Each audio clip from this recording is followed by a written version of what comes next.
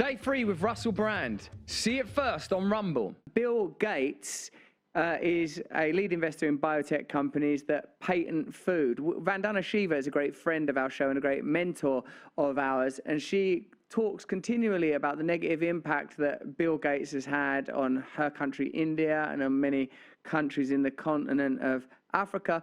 Is there anything in your research around Monsanto and elsewhere in big agri, big food, and tech that has brought Bill Gates' name and his funding entities to the forefront?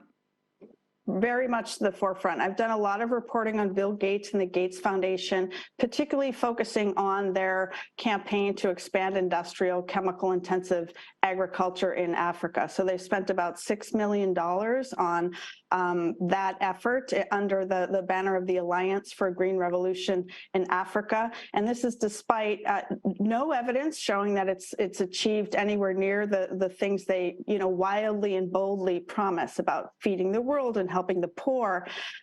African groups across the continent have protested against the Gates Foundation, have tried to bring their views to the Gates Foundation. They've been almost entirely ignored as they double down on these efforts to push corporate-controlled agriculture, seed laws that actually can criminalize seed saving and seed exchanges. In some cases, that's a huge fight happening in Africa right now.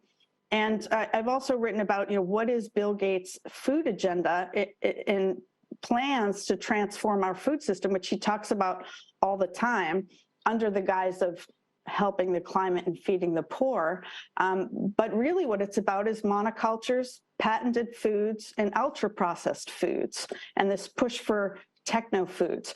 Basically the pesticide industry scheme is patented seeds, a handful of crops, getting farmers to grow huge monocultures that depend on pesticides and fertilizers that are harming the soil, that are harming people and our health. And these crops don't even feed people. They're used mostly for cars, for cows, and for ultra-processed food factories. Stay free. See it first on Rumble.